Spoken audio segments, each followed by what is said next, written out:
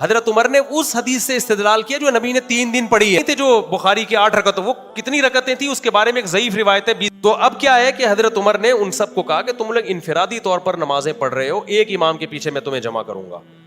تو حضرت عمر نے کہا کہ مسجد میں امام کون ہوگا؟ ایک. وہ کتنی شروع کروائیں؟ ایک روایت میں 8 ہے, دوسری میں 20 ہے. 20 والی روایت کو صحابہ نے بھی لیا, چاروں اماموں نے بھی لیا. 8 رکعت والی روایت کو صدیوں تک کسی نے لفٹ نہیں کرائی, صدیوں تک. پوری روئے زمین پر نہیں ہوتی تھی, پوری. علامہ شامی نے 150-200 سال پہلے لکھے, پوری روئے زمین پر 20 رکعت سے کم 1 رکعت. اس کے بعد اہل حدیث نے کیا کہا, کتنی ہوتی ہیں؟ 8.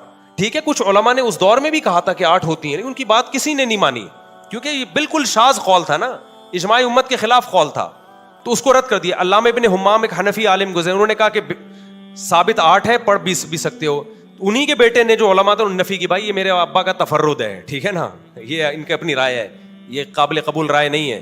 تو چند ایک ایسے گزرے, اب پریکٹیکلی اس کو علامہ نشفا کشمیری نے لکھا کہ نبی سے کچھ ثابت نہیں, 8 ہیں کہ 20 ہیں.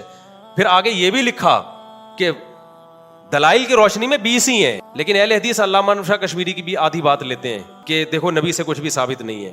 علامہ انوشا کشمیری کا مطلب یہ ہے کہ اجماع صحابہ اور تابعین اور ائمہ اربعہ کا بھی تو اجماع ہمارے لیے حیثیت رکھتا ہے نا, لیکن وہ ان کی وہ والی عبارت نکالتے ہیں. خود علامہ انور شاہ کشمیری بھی 20 رکعتیں ہی پڑھا کرتے تھے, آخر دم تک 20 ہی کا فتویٰ دیتے رہے.